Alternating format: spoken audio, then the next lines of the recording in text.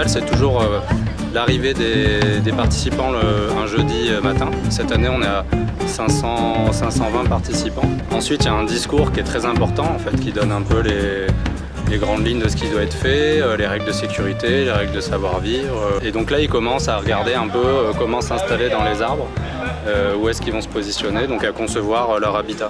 Alors attention, décalez-vous, il y a un tyrolien qui part.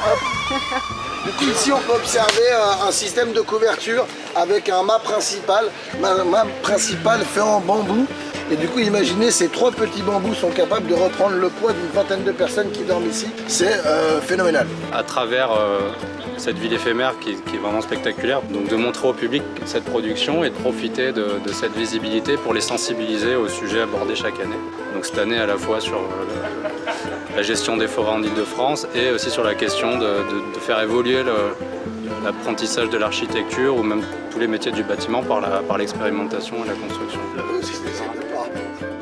Là on est une équipe de initialement 40 et je crois qu'on est une vingtaine. On a déjà passé 2 nuits, on a essuyé une tempête cette nuit à 5 h du matin, qu'on a réussi à surmonter cette tempête par un travail d'équipe et même comme on est relié avec les autres nappes, on s'est pu aider entre voisins, c'était plutôt cool.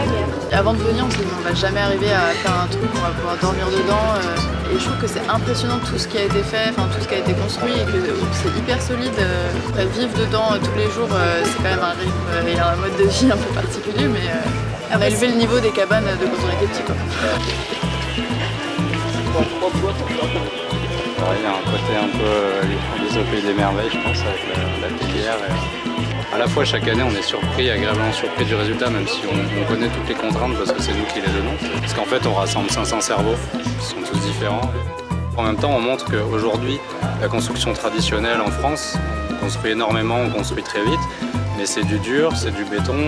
Ça rend conscient des capacités, de comment on peut habiter un lieu sans forcément être dans un appartement rectangulaire en béton et puis voilà, avec tout ce qu'on a l'habitude d'avoir aujourd'hui. Ça nous donne des idées aussi. Je suis désolé, mais je ne veux pas être empereur.